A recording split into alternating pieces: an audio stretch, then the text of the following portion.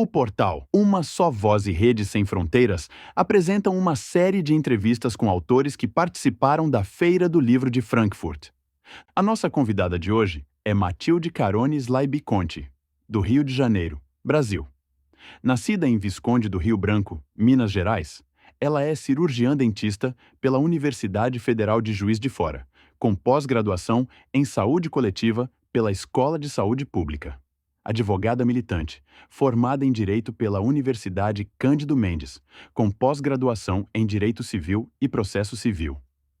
É doutora e pós-doutora em Ciências Jurídicas e Sociais pela UMSA, Buenos Aires.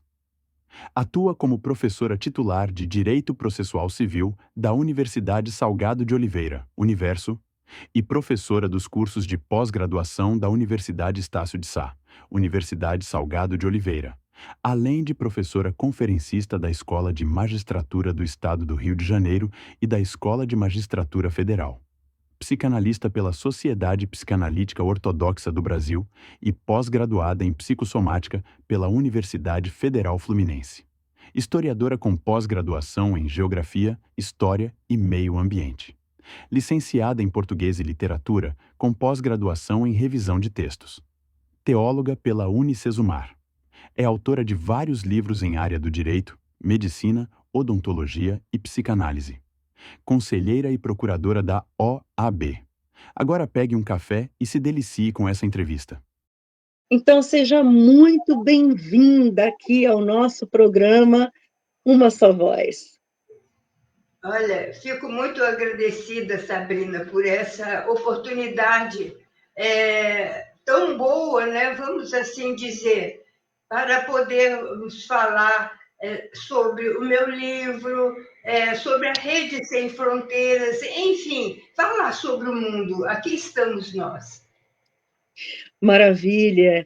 Com certeza, essa é uma grande oportunidade também para todo o nosso público de conhecer um pouquinho mais sobre Matilde Slaibi Conte, que tem uma história incrível, uma trajetória fenomenal, e que gostaríamos, então, que, para aqueles que ainda não conhecem, principalmente, você pudesse contar um pouco sobre o seu caminho, sobre como foi a sua jornada.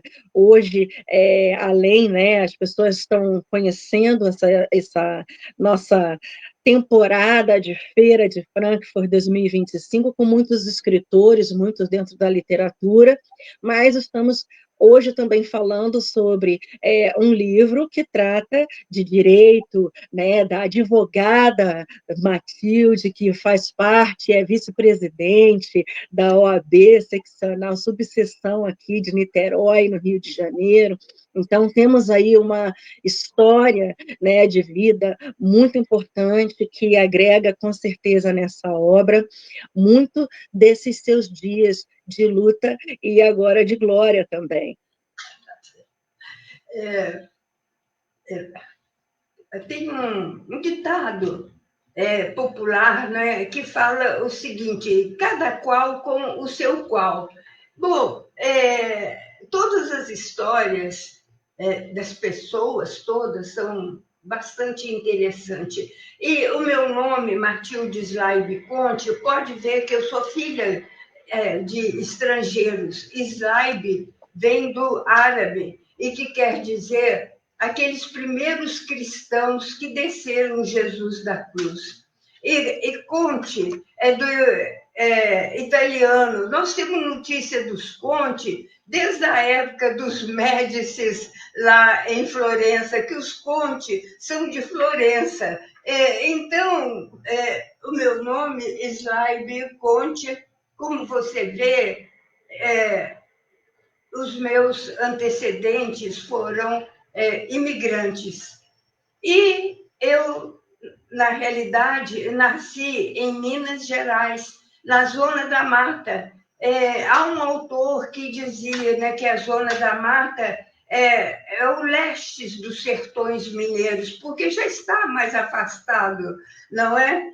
Então, eu sou dessa Zona da Mata, e trago comigo aquele orgulho daquelas estradas reais, das montanhas azuladas, e eu estou sempre a falar da minha Minas Gerais, lembrando até do canto, oh, Minas Gerais, quem te conhece não esquece jamais.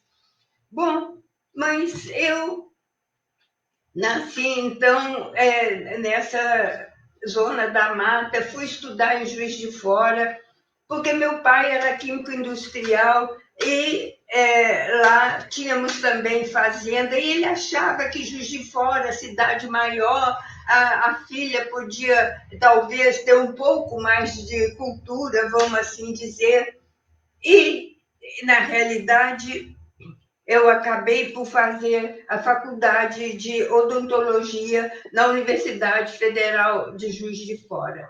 E a caminhada foi longa até chegarmos aqui. Bom, eu trabalhei na prefeitura como dentista, eu dei aula como dentista, eu fiz especialização na Escola de Saúde Pública, eu sou aposentada como dentista, mas nesse trajeto, mesmo quando eu trabalhava como dentista, eu comecei a fazer direito. Não dava para as pessoas entenderem como uma coisa, né, era tão diferente, achava que era tão diferente, mas eu gostava, sempre gostei de estudar. Então, eu me lembro bem, eu na própria faculdade ainda de odontologia, com a apostila na mão, estudando direito. E formei, né, então, em direito, fiz especialização, fiz doutorado, fiz pós-doutorado na Argentina e continuei a lecionar. Sou professora titular de Direito e, na realidade, né, então, meu título de pós-doutora é pós-doutora em Ciências Sociais e Jurídicas. E nesse interregno, eu me torno professora titular de mediação, de conciliação. Muitos alunos passaram por mim nessa questão da mediação e eu ficava pensando comigo, o conflito jurídico está ali. Exemplo, ação de despejo por falta de pagamento. O conflito jurídico está instalado, mas o que estava por trás do conflito? E aí eu fui fazer, eu sou psicanalista pela UF, né, Universidade Federal Fluminense, e trabalhei 15 anos como voluntária da Mitra Diocesana, como psicanalista, atendendo a população carente. Bom, e a vida está continuando. E nisso houve, né, para trás, a reforma do português. E eu pensei comigo, eu não posso ficar sem saber ao certo como é que, né? E resolvi fazer a faculdade de letras e fiz a especialização em revisão de texto.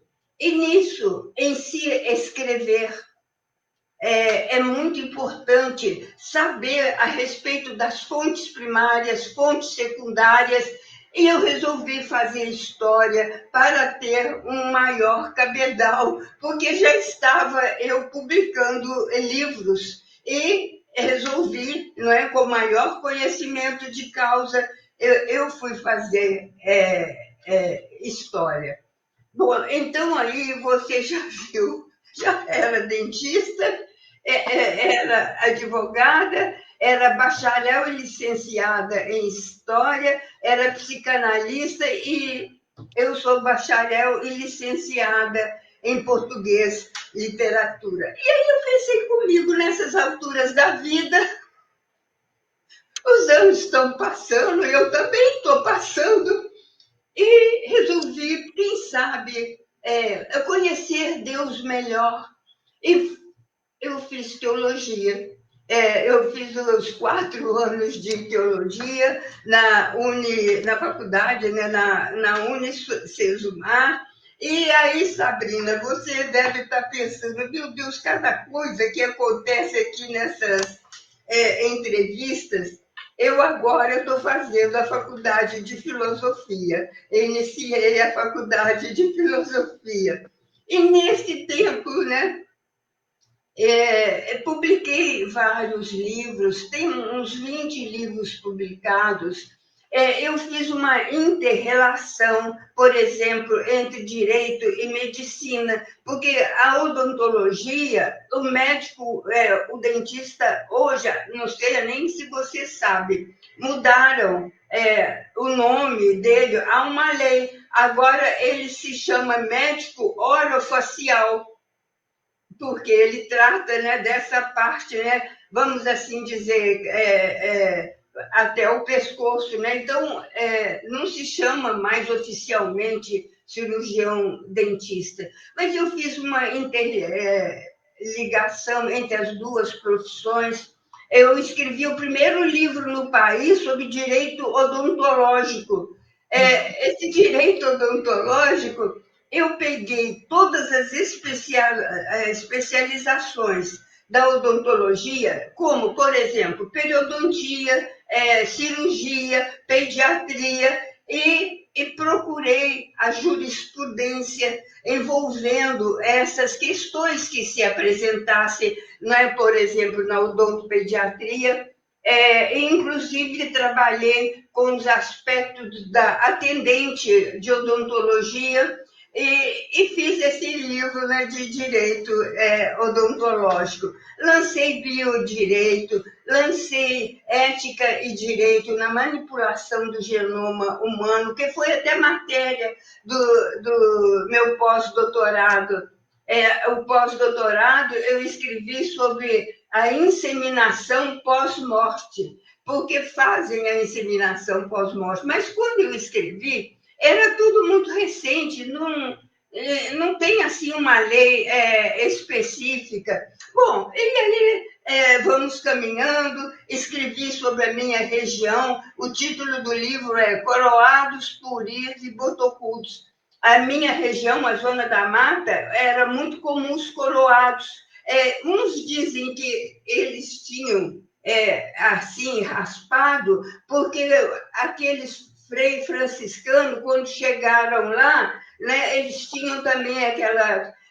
agora, outros dizem não, porque a Zona da Mata, como o próprio nome diz, é muito fechada. E se ele ficasse com o cabelo muito grande, aquilo agarrava, né, nas árvores. E eu, na minha cidade, tenho um bairro chamado Carrapicho, que é o bairro da minha casa. Então, o carrapicho, não sei se você já falou, ele agarra tudo na roupa da gente, no cabelo da gente.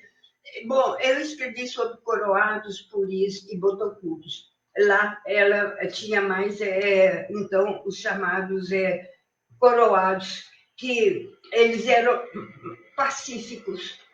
Eles não eram agressivos. Diz que uma vez entraram em luta com os índios de Campos, os Goitacazes, e os Goitacazes venceram. Mas diz que os próprios Goitacazes, isso está contado em um livro do Alberto Lamego, os Goitacazes vencedores viram que aquela luta tinha sido tão ética que eles queriam ser chamados de coroados.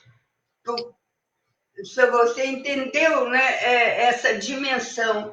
Bom, então, eu escrevi muitos outros livros sobre a imigração libanesa e se chama Em Nome do Pai, é para dignificar o nome do meu pai. Em Nome do Pai é sobre a imigração libanesa. Escrevi sobre a minha mãe, Helena. Ela tirou uma foto quando ela era jovem, toda bonita, o cabelo para cima, como se usava naqueles anos 40, e ela tinha os olhos verdes, ficou uma foto que quando você vê, você pensa, que artista de cinema era essa? Bom, e agora já está até entregue também a editora, entre outros, Ode à Ancestralidade. Eu estou escrevendo sobre a Escola de Direito de Beirute, que naqueles tempos, na antiguidade, a Escola de Direito de Beirute, ela era equiparada à Escola de Direito de Roma. Só que tem que nós aqui no mundo ocidental, nós estudamos aqui, não estudamos o Oriente, mas ela foi chamada, a Escola de Direito de Beirute, de depositária das leis. Tamanha era a magnitude dos seus professores e alunos. Teve alunos da Escola de Beirute que mais tarde vieram a se tornar Papa, como o Papa Gregório. Bom, esse livro está ficando pronto agora. E me lembrei da Rede Sem Fronteiras, porque está lá em Portugal. Eu escrevi um livro chamado A Lei das Sete Partidas.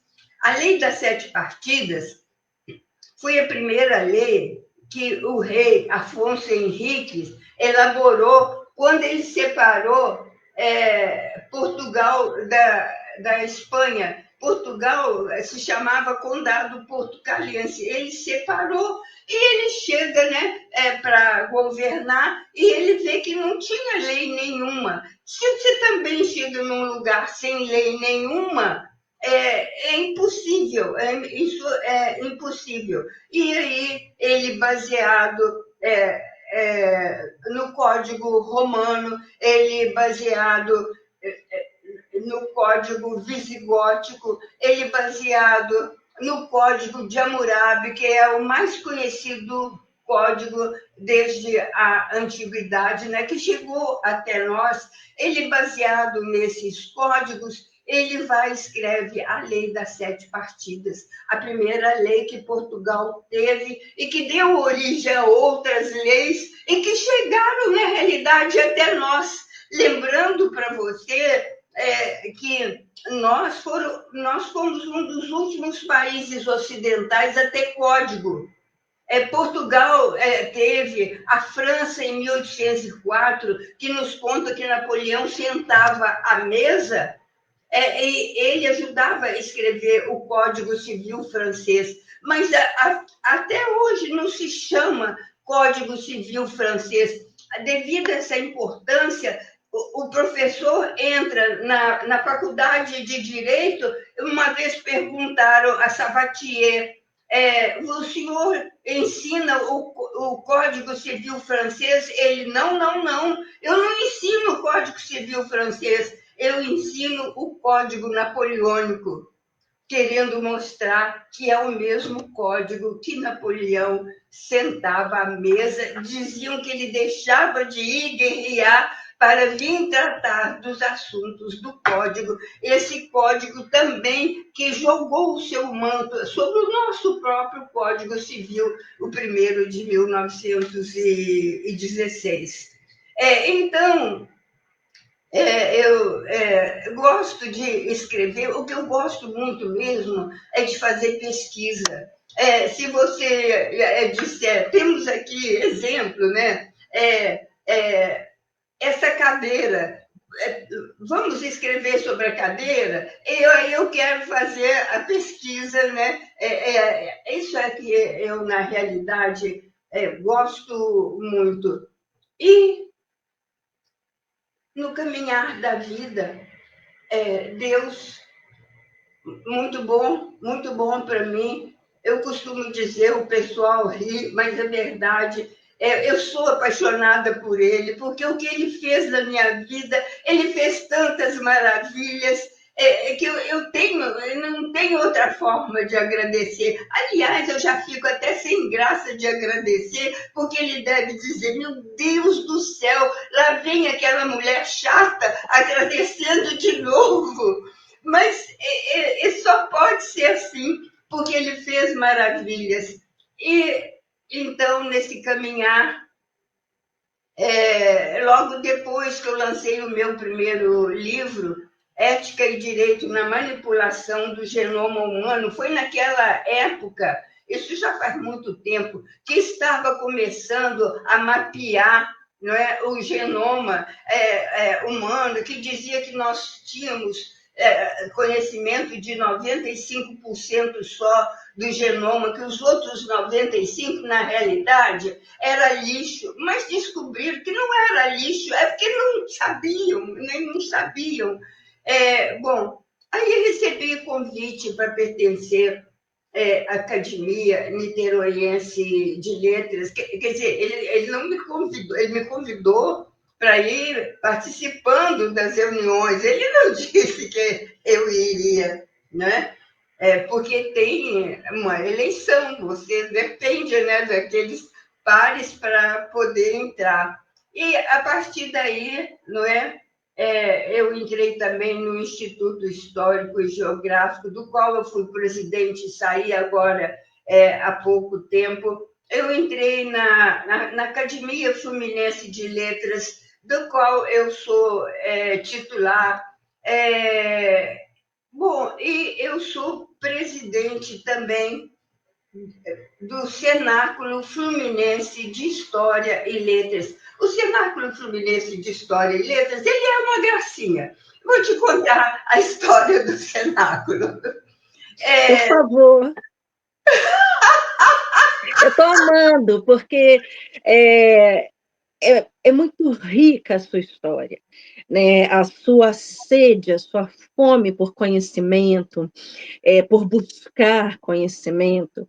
Isso é muito inspirador, isso é muito estimulante.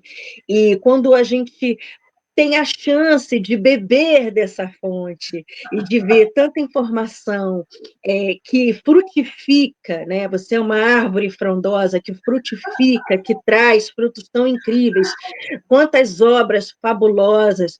Então, ter essa oportunidade é incrível. Eu estou amando essa entrevista. Eu tenho certeza que todo mundo que está assistindo a gente está tendo uma oportunidade única.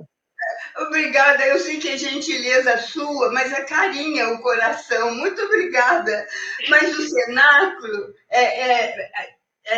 falam o seguinte: você não é niteroiense, o niteroiense é que conhece. Nós temos a história do nosso Café Paris. O Café Paris era aquilatado no princípio do século passado, similar ao restaurante aí no Rio, o Colombo.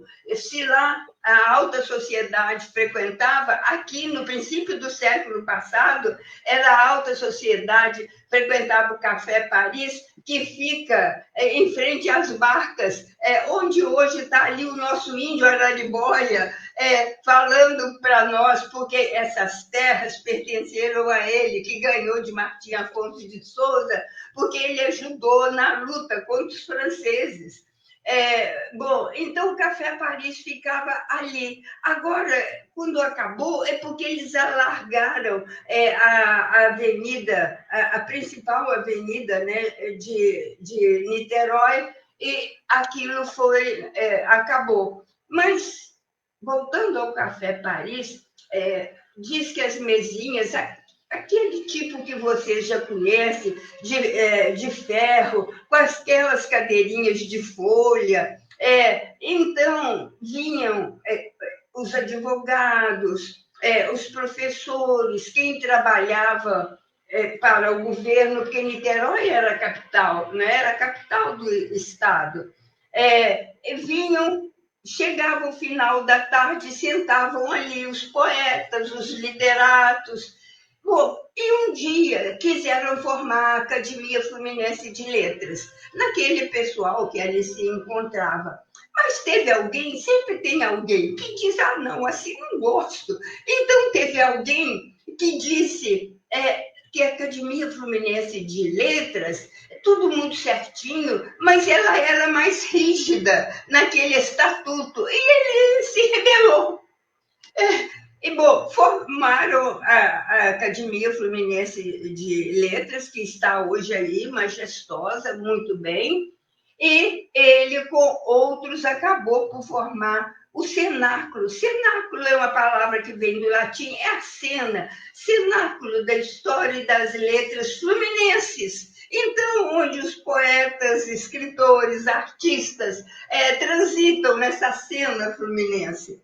6 anos após a criação da Academia Fluminense de Letras, foi criado, então, esse Cenáculo Fluminense de História e Letras, onde teve grandes nomes, como o Catulo da Paixão Cearense. Eu não sei como ele veio parar aqui, mas ele está nos nossos documentos, está o nome dele como associado. Então, e temos bispos, muitas outras pessoas. E o importante desse cenáculo, que nós, eu digo nós, quer dizer, eu não tenho 103 anos, quem tem 103 anos é o cenáculo. Nesses 103 anos, nós não paramos de nos reunir. Estamos sempre nos reunindo, e isso é muito importante, porque tem uma academia aqui, a Niteroense de Letras, a Academia Niteroense de Letras, também muito importante, mas eles pararam 20 anos de se reunir, depois retomaram e continuaram. Mas eu conto isso com muito orgulho, porque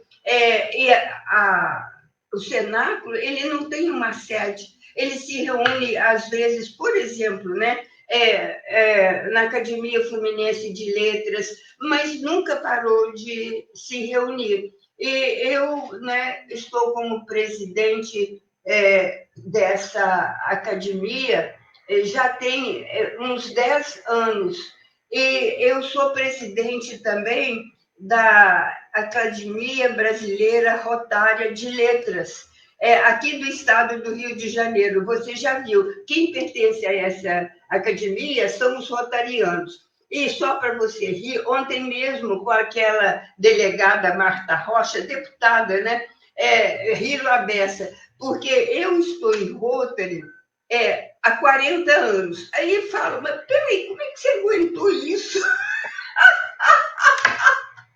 Bom, eu estava contando porque eu fui a primeira mulher que entrei no nosso distrito. Distrito quer dizer essa região.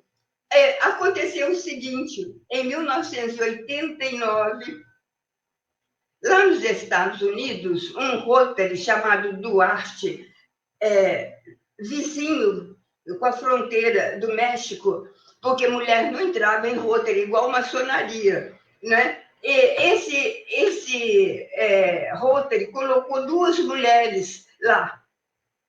Aí Rotary Internacional gritou, não pode, não tem no estatuto de Rotary a entrada de mulheres. Só que tem que este Rotary, ele se dirigiu à Suprema Corte. E a Suprema Corte, diante do conflito instalado, a Suprema Corte disse que, baseado na igualdade entre homem e mulher, as 2 poderiam ficar lá.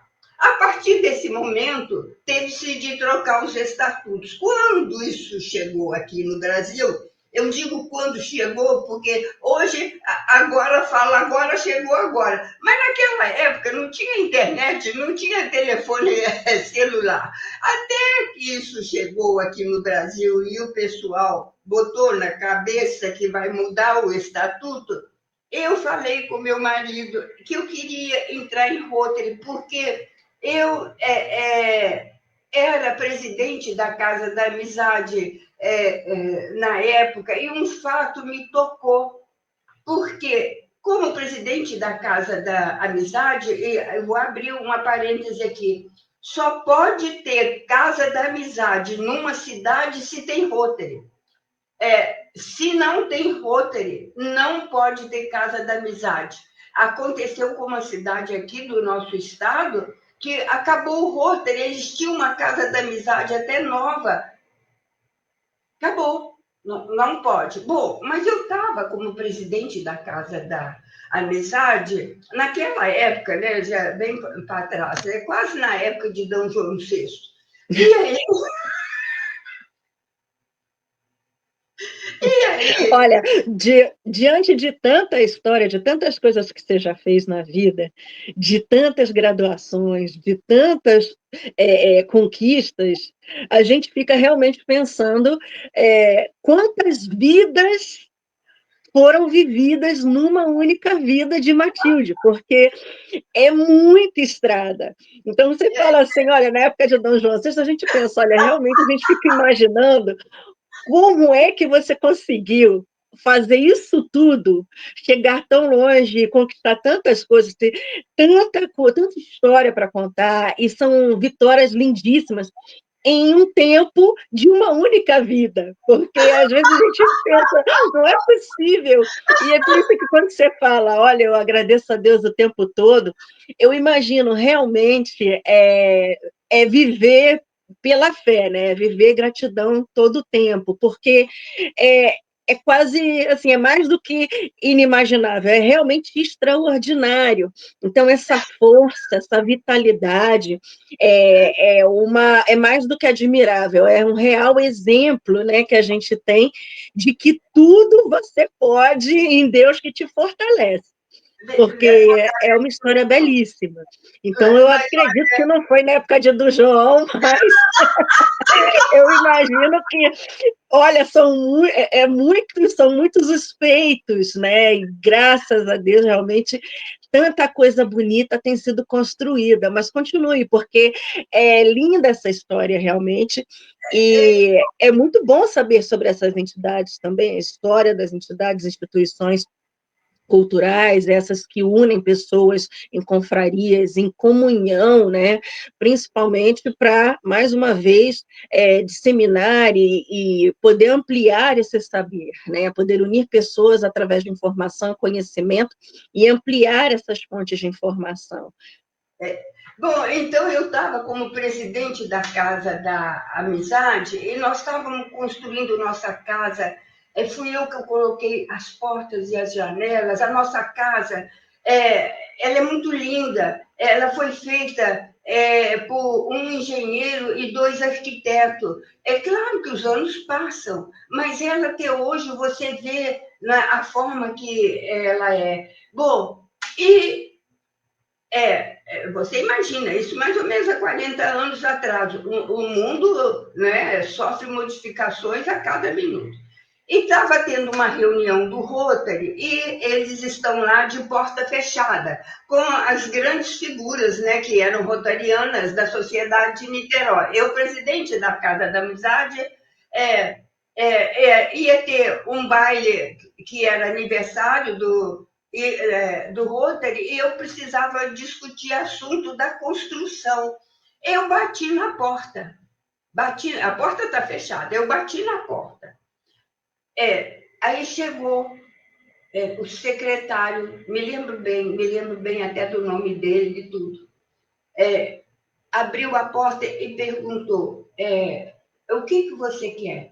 Eu falo com ele, eu preciso falar com o presidente, assunto inerente ao Rotary, à casa. Ele vai e fecha a porta, e eu fico parada lá do lado de fora. Daí a pouco, ele volta e fala comigo. Você não pode entrar porque é reunião do Rotary e você é mulher. Né? Mulher não entra em reunião do Rotary. E fechou a porta e eu fiquei parada. Quando os Estados Unidos disse nessa questão da equiparação, eu falo com meu marido, que ele foi um muito bom marido. Eu te digo aqui, se ele aparecesse nesse instante, eu casava de novo. Ele foi muito bom. E ele era do Rotary. Eu falei com ele, Conte, eu queria entrar para o Rotary agora que os Estados Unidos estão falando isso. Ele disse para mim, vamos ver. Ele falou assim, então, eu vamos ver dele. Ele foi vendo, sim, mas esse vamos dele demorou um ano. Mas eu entrei, eu tomei posse, tudo direitinho. Então, eu sou a primeira mulher desse distrito que entrou em outra e permanece, né? Porque eu podia ter saído, não ter aguentado. Bom, e eu já fui presidente do Rotary 2 vezes. inclusive, quando o Rotary fez 90 anos, eu publiquei um livro, Os 90 Anos do Rotary Niterói. Foi uma pesquisa bem séria, porque também coloquei lá sobre as administrações que houve com as presidências, falei sobre a Casa da Amizade, falei sobre o Embaçaí, que foi do nosso Rotary, o primeiro rotariano que chegou a ser presidente do Rotary no mundo todo, né? Presidente do Rotary Internacional. E ele tinha, né, ele falava o seguinte, da questão da dignidade humana. Então, o lema dele era dignidade humana, e ele estendia a mão na figura que passa para nós, porque, na realidade, o Rotary, ele tem 2 pilares, o Rotary. Um pilar é a benemerência que é exercida, na realidade, pelo Rotary, mas pela Casa da Amizade. A benemerência é o dar de si antes de pensar em si. E o outro pilar é a fraternidade, é o companheirismo, que São Paulo disse que o outro nome da fraternidade é o amor. É o outro nome da fraternidade. Você lembra da carta que ele escreveu aos Coríntios? Em que ele colocou lá: se eu não tiver amor, mesmo que eu fale a língua dos anjos e a língua dos santos, eu nada serei. Bom, então, eu falei aqui do Rotary, eu continuo lá, e nesse ano eu sou vice-presidente, fazemos campanhas sociais, onde eu sou presidente, porque eu não falei ainda que eu sou presidente internacional do ELOS, internacional da comunidade Lusíada. Você vai dizer, elos, o que o elos? É isso, elos, um elos unido ao outro, unidos, ninguém vai conseguir nos vencer, ninguém, né? Como se o elos não rebenta, né? Porque essa força. E o que o Elos está preocupado? Ele está preocupado com a difusão da cultura, com a difusão da nossa língua, a língua pátria, a língua portuguesa. Eu vou rir aqui para você. Muitas vezes a gente fala, o Elos está preocupado com a língua portuguesa. Aí aqui no Brasil os caras são tão distraídos, eles dizem, peraí, está preocupado com a língua portuguesa? Mas o que nós temos com a língua lá em Portugal?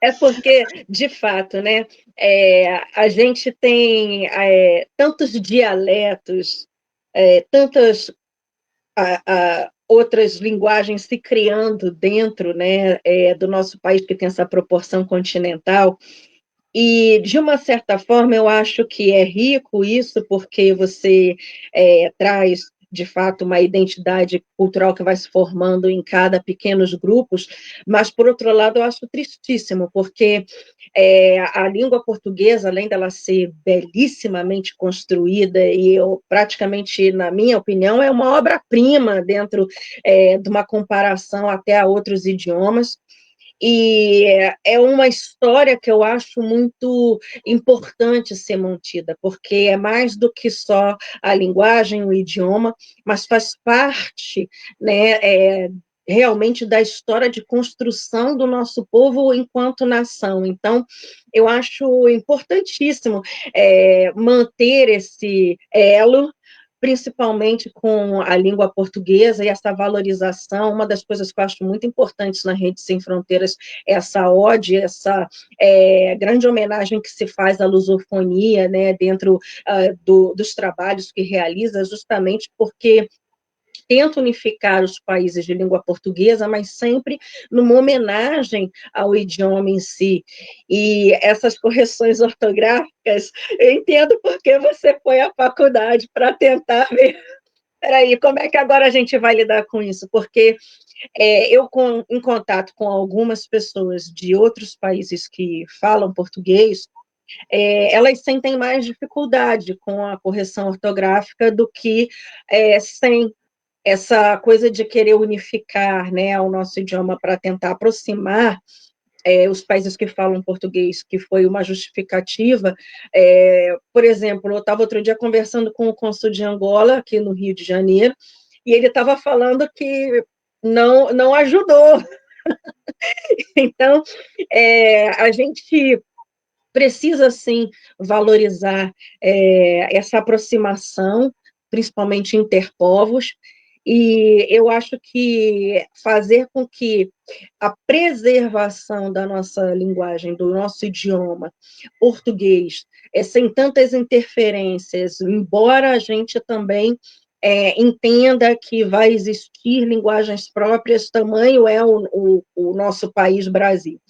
Mas é importantíssimo o papel dessas instituições, principalmente em fazer com que o nosso idioma ele seja preservado e resguardado, né, principalmente, desde a sua origem, né, com as suas adaptações, obviamente, na nossa sociedade, porque nós estamos o tempo todo mudando, né, a única coisa constante no mundo é a mudança, mas ainda assim sempre num contexto de evolução e não de corromper ou perverter aquilo que de tão belo a gente tem e que nos liga, né, à história de outros povos que de fato são a nossa origem, que também fala da nossa ancestralidade.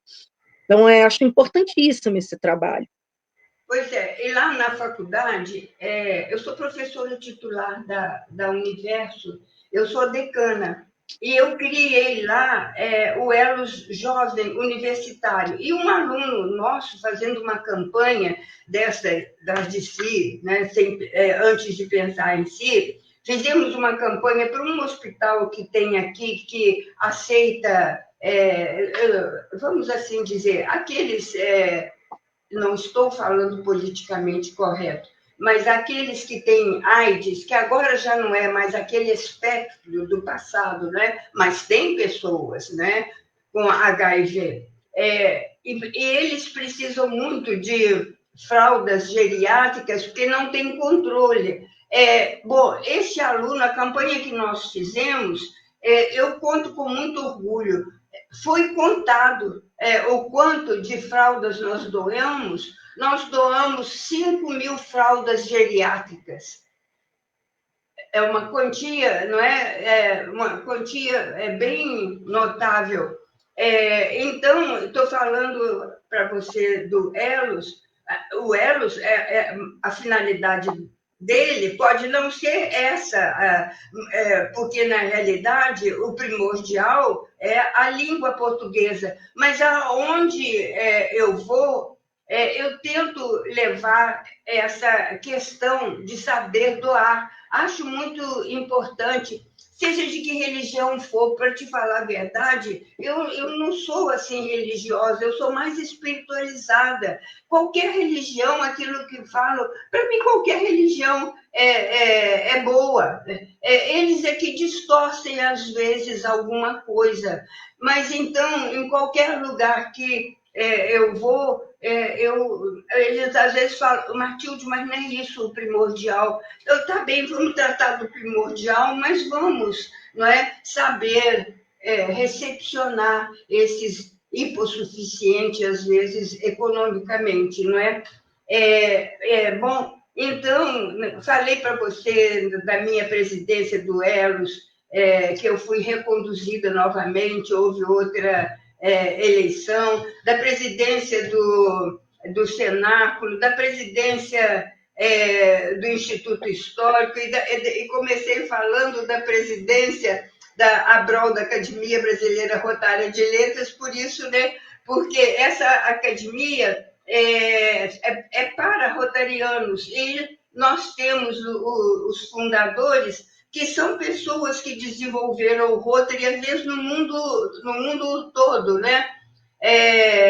E eu fico transitando academicamente por essas academias. Eu sou também da academia lá da minha cidade, Academia Rio Branquense de Letras. Eu tenho muita honra de ser de lá, da minha cidade, ela se chama Visconde do Rio Branco, Visconde por causa daquele Visconde da época do imperador do Dom Pedro II, aquele que assinou a lei do ventre livre. É tanto que a minha praça principal ela se chama 28 de setembro, porque foi assinado num dia 28 de setembro. O Visconde do Rio Branco é o pai do Barão do Rio Branco, não é? O Barão do Rio Branco foi o primeiro diplomata que nós tivemos. Só para lembrar, ele foi tão grande diplomata que ele aumentou esse Brasil em muitos quilômetros quadrados sem derramar sangue. O Barão do Rio Branco, lembrar, não é, que o Acre não era nosso, o Acre era, né, do outro país, e ele comprou o Acre, porque foram morando muitos brasileiros lá, então, para evitar conflito, ele comprou o Acre da Bolívia. E nós ficamos, né, agora que tornou-se esse Estado. É tanto também que Macapá, lá, aquela região era de conflito. Ele solucionou sem derramamento de sangue. Ele solucionou sem derramamento de sangue a questão que havia chamada a questão das missões no sul do país, com a Argentina, com o Uruguai, e aquilo tudo foi anexado para nós, porque ele mostrava que aquilo era nosso, e foi chamada até um árbitro, o presidente americano, Glover, para estudar aquela documentação, e que eles viram que o Barão do Rio Branco tinha, né, a razão dele. E antes, o Barão do Rio Branco, ele morreu em sua mesa trabalhando, ele teve um problema, né, na cabeça, mas ele era tão amado, tão querido, que nunca o carnaval tinha sido adiado. Com a morte dele, foi adiado o carnaval para, né, aqueles funerais. Bom, então, eu fico os dias assim, transitando academicamente, mas eu sou advogada militante. Eu amo a advocacia.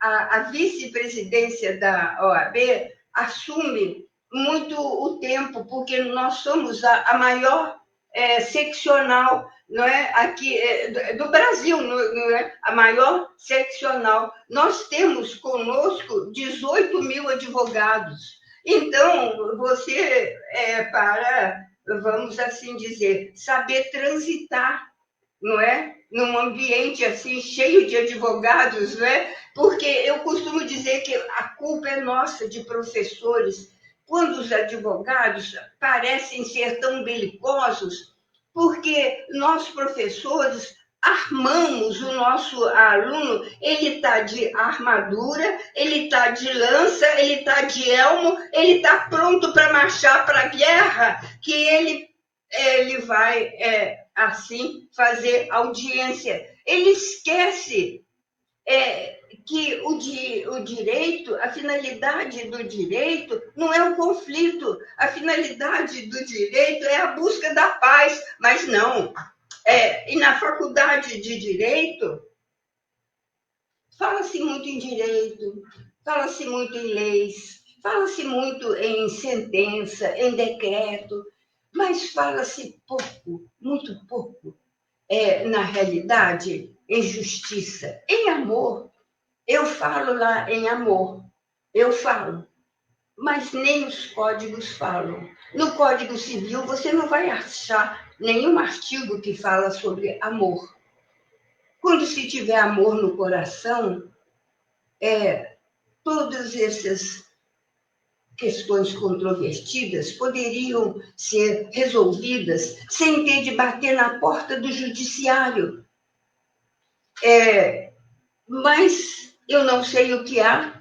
Foi feito até já um estudo lá na França, dizendo quantas vezes o aluno escutava sobre amor. Ele não escuta nunca. Então, que tipo de advogados nós estamos formando?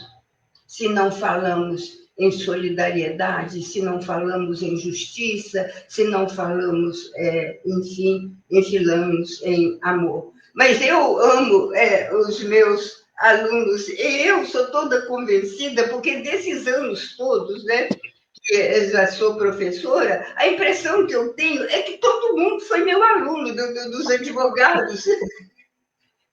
A impressão que tudo enquanto é que é lugar que eu vou, professora, professora, a senhora lembra de mim? Aí eu olho, às vezes assim, alguma coisa, às vezes até lembro.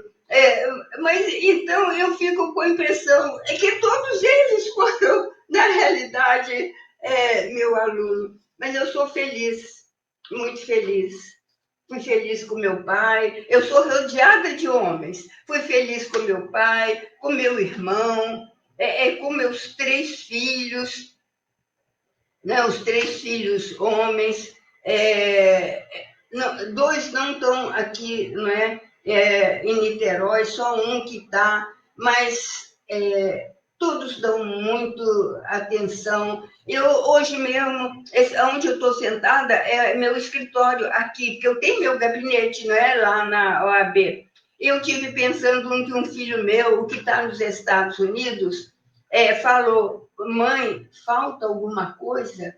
Não falta nada, não falta nada, não falta nada. E esse que está lá nos Estados Unidos, ele é cardiologista, ele está há 20 e tantos anos, ele trabalha no segundo maior hospital dos Estados Unidos, lá em Orlando. Ele é cardiologista, eu já fui lá no hospital, tem, assim, vários blocos altos, muitos leitos, maior número de leitos, não é? E eu contando assim, parece, né, muito bonito, e é muito bonito, porque o meu neto, filho dele, já é médico e passou em segundo lugar na prova de residência, e trabalhando no hospital Monte Sinai, que fica em frente do Central Park. Eu ainda não fui lá, que ele passou há pouco tempo para residência, mas eu vou conhecer esse hospital. E é do meu filho que está em Orlando, né? A gente já foi várias vezes. Falando assim, é muito bonito sim, só agradeço. Mas foi tudo uma luta, muita luta. Para um brasileiro chegar, né, nos Estados Unidos, passar naquelas provas que você já ouviu falar, vencer o preconceito, que parece que não tem preconceito, aí eu já vou caminhando para até a questão do meu livro. Meu filho fala que uma vez, num elevador, não foi em relação a ele, mas entrou uma pessoa, não é, que nós chamamos aqui de preta, né? Agora, uma pessoa entrou no elevador, todo mundo que estava de frente para aquela porta virou de costas. Ele disse que eles não sabiam o que fazia de vergonha por um absurdo desse. Quer dizer, a gente pensa que isso não existe mais, mas existe. E mesmo ele, né, por ser brasileiro, latino, né, que eles chamam, o aspecto, as pessoas reconhecem quando alguém é latino. Ele disse que ele estava no supermercado esperando a mulher dele fazer compra. Ele estava parado, ficou parado, né? Aí chega alguém lá do supermercado, gerente, e perguntou a ele: você está procurando emprego? Aqui eu posso arranjar. Tem muita caixa para ser. Ele também ficou olhando. E mesmo na classe, né, dele, do que ele já sentiu por ocupar a posição, talvez, que ocupa, ele é professor também, não é, universitário, tudo, é muita luta, É muita luta. Parece que foi fácil, o cara saiu daqui, tchau, tô indo, e tinha muito dinheiro para gastar. Eu me lembro quando ele foi estudar, ele fez um internato, ele era da UF, ele fez um internato lá no Hospital Geral de Miami, o internato.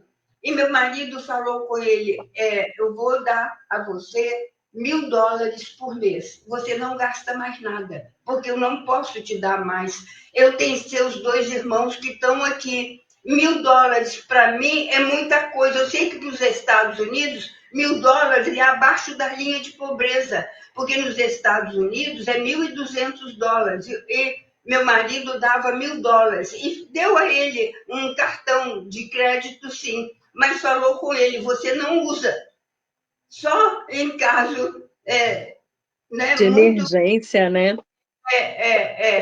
Então, foi tudo muita luta para fazer esse internato lá, depois para fazer as provas, né? Para fazer. Ele volta para o Brasil e aqui ele acaba por formar na UF e, continuando, né, a profissão, ele vai para São Paulo e ele é doutor pelo INCOR.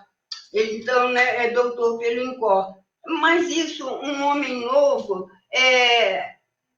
vendo a situação de tudo, ele que já conhecia lá como era, ele teve a coragem de largar empregos que já tinha, até o título que tinha, né? E foi para os Estados Unidos para começar tudo de novo, porque você sabe que lá eles não reconhecem nada nosso. Eles, se você diz, eu me formei pela UF, aconteceu isso, mas que UF? Isso não tem valor, né? Então, teve de fazer as provas tudo de novo, passar, fazer a especialização, tudo de novo. Então, a vida, eu sempre lembro, né, para mim mesma, eu lembro o que Guimarães Rosa disse, Guimarães Rosa, né, o escritor mineiro, lá de Cordesburgo, que depois, médico, ele foi também nosso embaixador, mas o que ele dizia no romance dele, Grandes Sertões Veredas? Que a vida quer de nós coragem. É o que a vida quer de nós, coragem.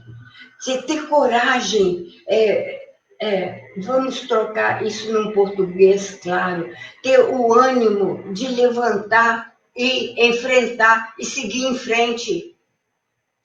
Eu falo para mim e falo para os meus alunos, acerta o ombro. Quando você acerta o ombro, a sua posição frente à vida já é outra. Acerta o ombro e olha para cima, não olha para frente, não. Porque se você olhar para frente, às vezes vai encontrar olhares desanimadores. Você olha para cima na esperança de encontrar o olhar de Deus te abençoando. E segue, e vai. O que a vida quer de nós é coragem. E ter força de vontade. Até hoje eu digo isso para mim, não é? Eu digo, às vezes eu levanto, né? Eu de um modo geral, sou muito animada. Para qualquer coisa, eu sou muito animada. Me chama, eu vou. Me convida, eu vou. Só não vou se não me convidar, né? Mas aí eu, às vezes, digo para mim mesma, levanta, Matilde, tem coragem. E na mesma hora que eu digo isso, eu já me levanto. E vou em frente, porque você não pode deixar. Você talvez conheça uma expressão popular também, que diz o seguinte: o cavalo passa, você monta, porque ele não passa às vezes a segunda vez, não. O cavalo passou, você montou e foi. Porque eles querem dizer, às vezes, uma segunda vez, uma oportunidade, não vai ter, não. Você vai e segue. O cavalo passou. Eu conhecia essa, a minha mãe sempre falava sobre isso, mas em relação ao trem, fala, o trem não passa duas vezes o mesmo trem. Você pode até conseguir uma outra oportunidade em outro momento, mas aquele que passou, esse não passa mais. E se não for aquele, de repente você até salta, né? Mas não volte para trás. Você sempre seguindo em frente, né? E de fato, às vezes a gente tem que estar muito sensível ao que está ao nosso redor, justamente para que a gente possa aproveitar as oportunidades, porque a vida vai passando e a gente vai passando também, né? Como você também bem disse no início. E eu acho que eu vejo que na sua história você valoriza muito essa questão da história da família, sempre fortalecendo seus laços, principalmente dentro da sua casa, exemplo, e talvez para o seu filho não tenha sido tão difícil quanto para outras pessoas, porque ele tem esse modelo dentro de casa de força, de coragem. Então, ele sabe que não tem outra alternativa. É seguir, é ter como ir adiante, superar, não tem outra chance de enxergar como, eu vou abandonar, tá difícil demais, eu vou aceitar a derrota. Ele sabe que isso não é opção, porque você mostra que dentro da sua casa, e isso vem, né, dos seus antecessores, dos seus ascendentes, vem da sua história, e aí você fala com muito carinho do seu esposo também, a gente vê que esse valor, né, principalmente quando você toca nesse assunto do amor, de lidar com as coisas e com as pessoas através do amor, tem muito a ver com essa sua base, né, de caráter humano e que vem da família e que vem desse fundamento, né. Eu super me identifico porque eu também sou árbitra, né, e também acredito na arbitragem como meio de conciliação e de uma solução para conflitos. Eu, como advogada, eu disse que antes de advogada eu sou uma solucionadora de problemas, porque tem muita gente que quer criar problema, né? Chama um advogado para criar problemas. A ideia não, eu sou uma solucionadora de problemas. E por isso, talvez, eu tenha ido para a arbitragem também com muito carinho, porque é uma forma da gente realmente abrir para conciliação, para mediação, uma chance melhor de dirimir conflitos entre pessoas, e aí físicas, jurídicas, onde a gente vai melhorar, inclusive, o nosso tempo, e isso vai facilitar para todo mundo, né? Eu também tenho na advocacia uma grande paixão, e eu fico inspirada também em ver que toda essa sua trajetória tem esses princípios muito fortes, né?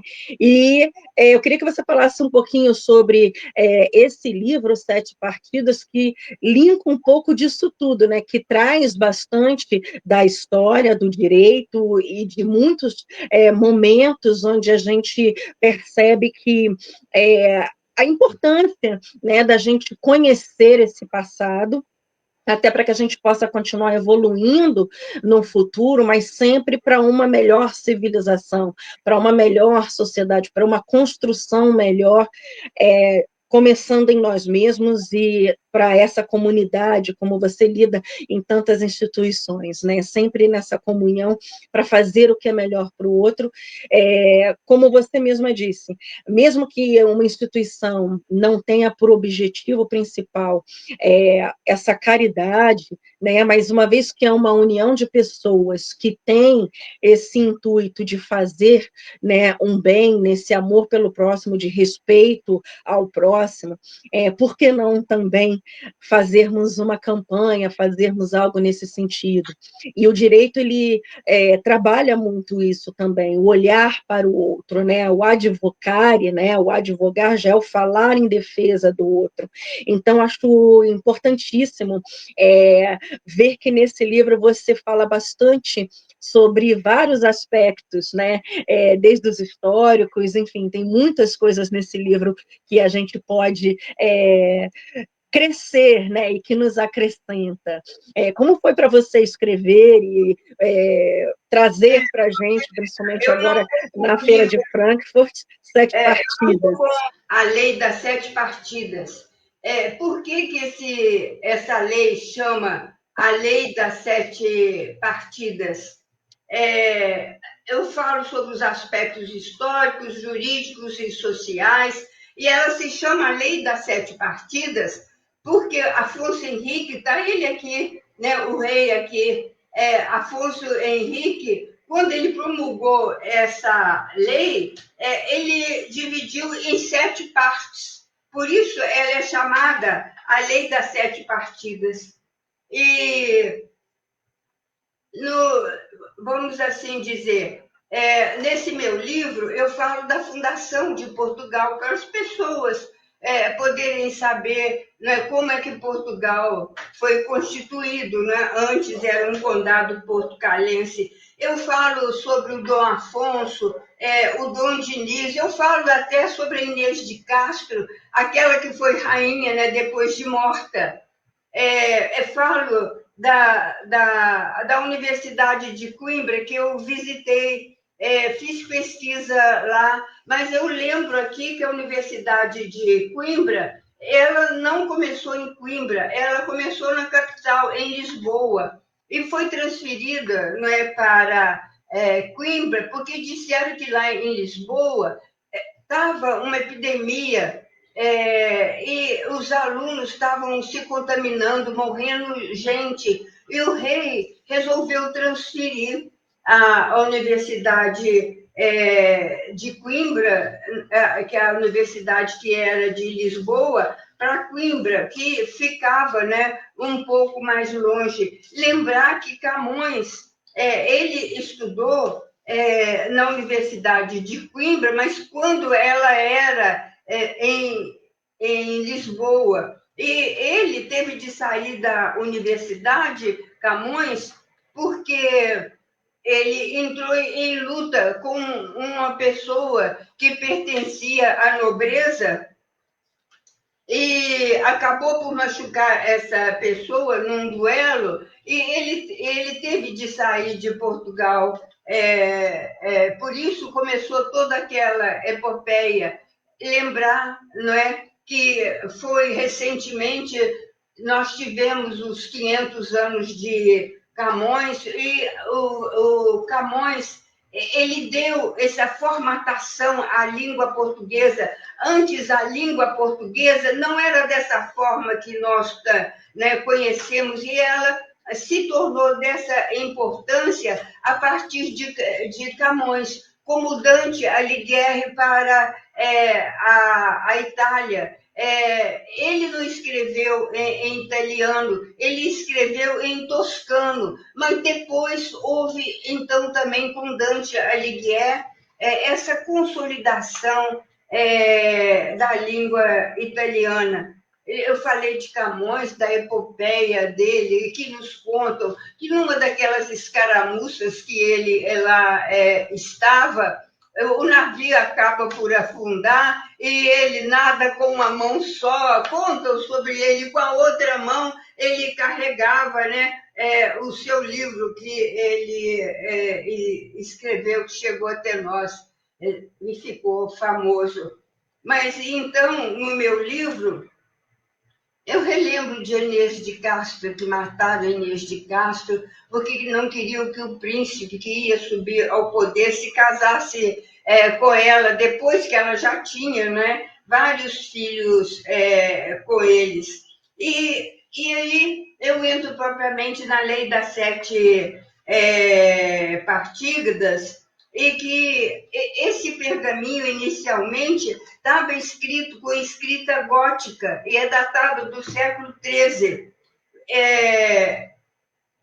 E não ficou, vamos assim dizer, faltando partes, não. Essas sete partidas, elas foram publicadas e com aquelas ornamentações daquela época, da Idade Média, com aqueles floreios, as páginas todas trabalhadas,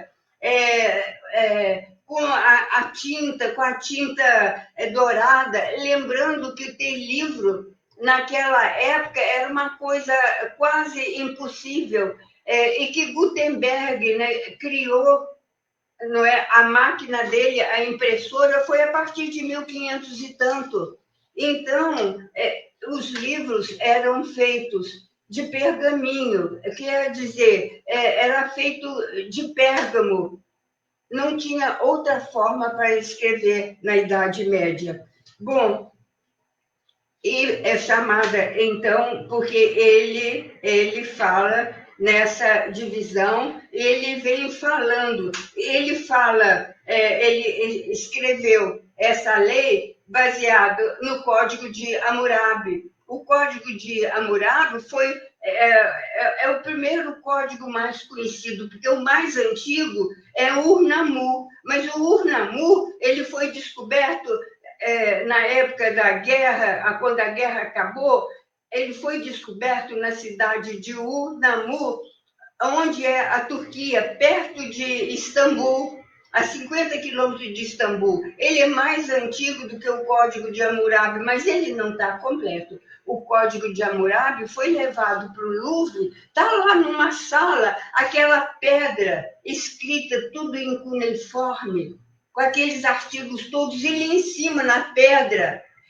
tá o Hammurabi. Ele diz que ele está recebendo essas leis de Deus, mas estudos já foram feitos, dizem que ele tirou muita coisa dos antigos gregos, e ele passou o Hammurabi a ser muito conhecido porque ele defendia as viúvas e os órfãos.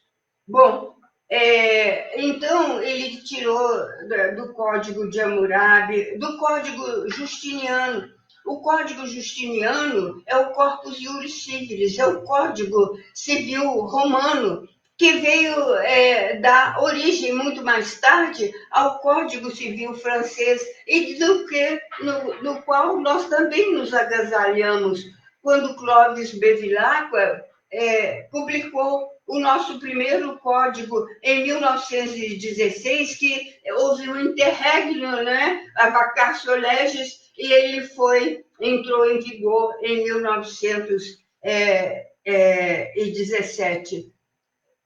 A nossa influência do direito civil, os romanos, eles foram grandes, muito grandes em direito civil, e falam que não foram tanto, não é, em direito penal. E já naquela época, nós estamos falando aqui do Código Justiniano, o imperador Justiniano, quando ele reinou, na época dele, de Justiniano, o Império Romano, que havia sido dividido em Império Romano do Ocidente e Império Romano do Oriente, que falam que o Império Romano do Ocidente foi tomado pelos bárbaros e tudo, acabou por sumir, e só restou o Império Romano do Oriente, que estava lá, Justiniano, e ele queria formar um código para ele poder governar melhor. Voltamos, quando se não tem leis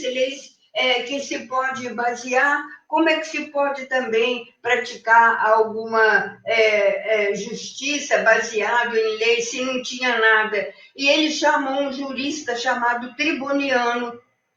Triboniano, com os seus outros juristas, escreveram esse monumento que foi o Código Civil Romano. Quero frisar bem aqui que o Código Civil Romano não foi escrito na cidade de Roma, que já não existia mais.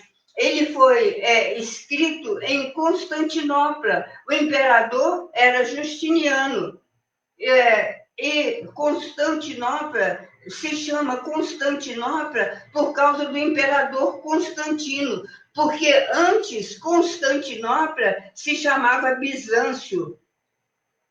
Só depois, quando foi tomada, não pelos romanos, que passou a se chamar Constantinopla. E de onde é que eu estou falando isso tudo? Porque isso era a região da Ásia Menor.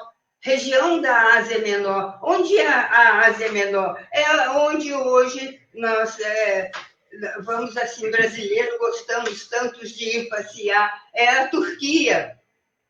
É aquela região Bom, então, e ele também se baseou no Código Canônico, o Código da Igreja, que era muito importante na época, e no Código Visigótico.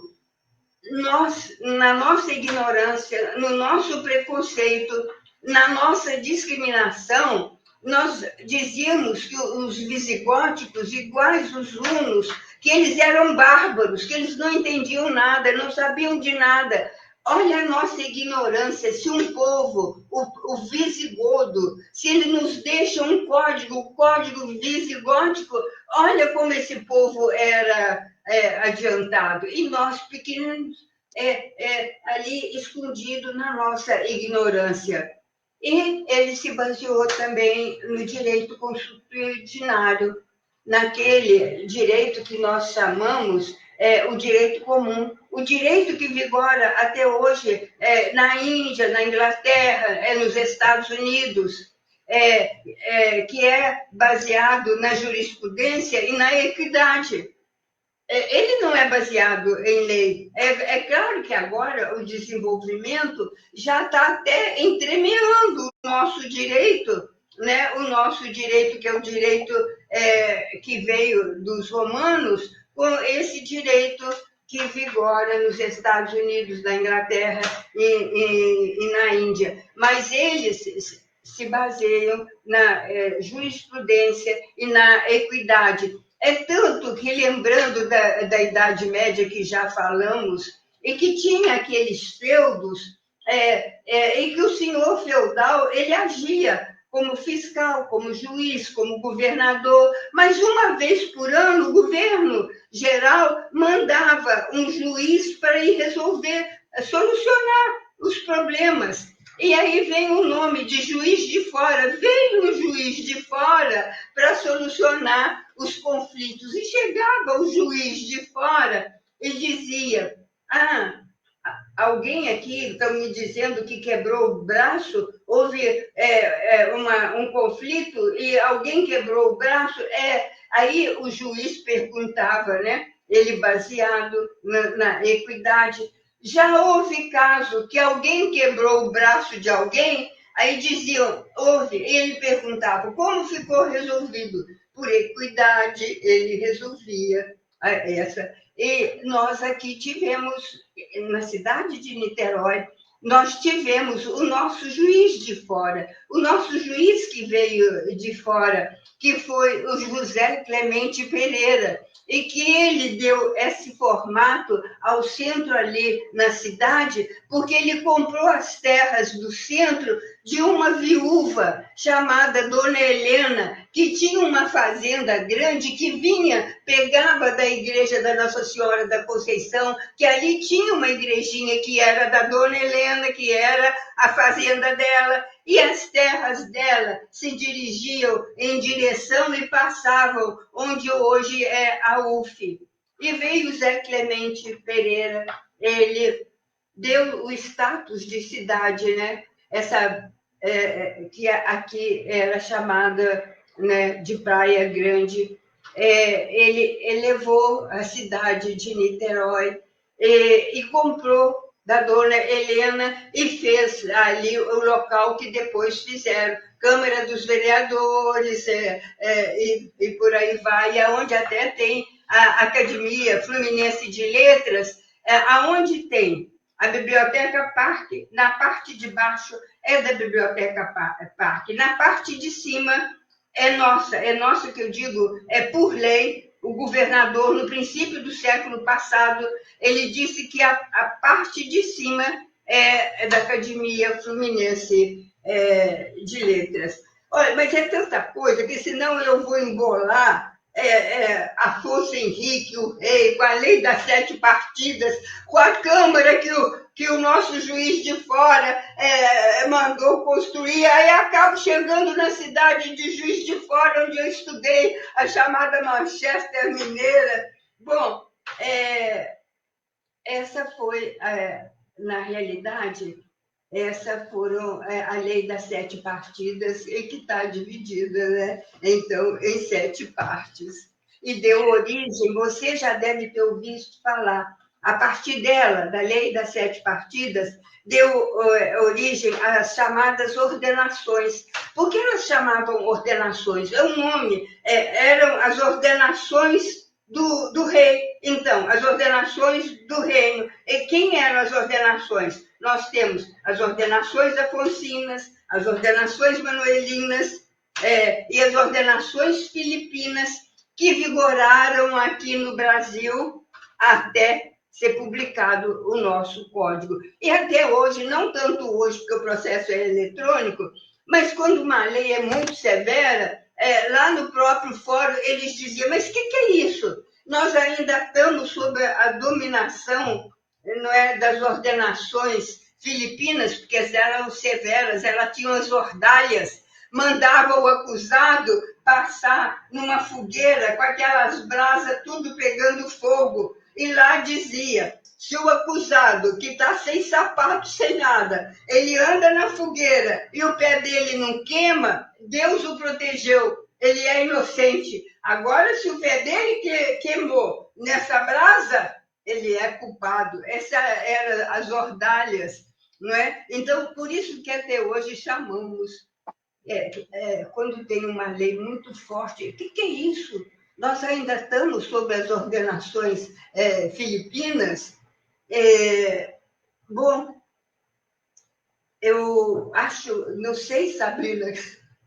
Olha, a gente tem assunto para uma série inteira, só de entrevistas com Matilde. E com certeza, eu já vou fazer aqui o convite para que você volte, porque eu quero saber de todos os seus livros, eu quero saber da sua atuação em todas essas instituições brilhantes, porque eu sei que é um trabalho magnífico, e sei que através dessas obras, principalmente, que você traz nos seus livros, são tantas informações incríveis, e você sabe que você foi falar desse detalhe da lei, com relação a pisar na brasa, isso me lembrou uma série que fala um pouquinho mostra um pouquinho de uma cena nesse sentido, que é uma série chamada Os Borgias, sobre a família do Papa Borgia, e mostra um pouquinho isso, em relação a um julgamento. Mas é importantíssimo poder trazer você novamente, eu vou deixar esse convite para que você volte, a gente vai fazer, com certeza, não só outra, como outras entrevistas, porque eu acho super importante para que as pessoas possam realmente conhecer mais a história, principalmente esse livro, né? Veja, você tocou nesse assunto tantas vezes, como a importância, né, da nossa construção, até porque o Brasil, por exemplo, ele tem essa referência judaico-cristã, quando a gente fala de Portugal e fala de Espanha, sempre foram nações cristãs e que se chamavam nações irmãs cristãs, né? Inclusive com a França, e principalmente quando vai tratar de cruzadas e vai tratar dessa missão de levar, né, a cruz, no caso, a fé cristã para outros povos. Então, sempre foi uma base também dessa legislação. E quando a gente vai falar de Constantino, que traz, né, como imperador também, muito desse cristianismo em Roma. Então, é muito rico, é muita informação que a gente tem aqui a dissecar, né?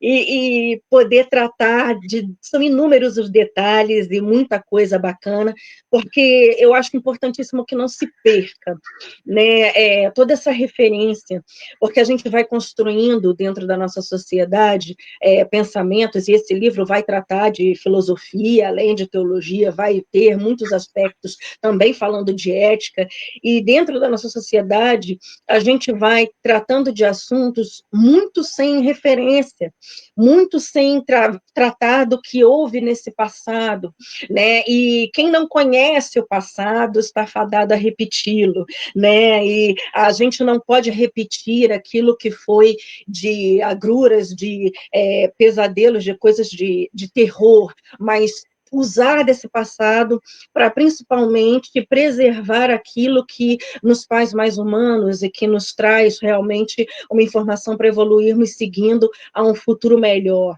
Então, acho imprescindível que você volte, eu estou aqui animadíssima já para uma próxima. E, olha, eu estou felicíssima de ver você em destaque, brilhando na Feira de Frankfurt.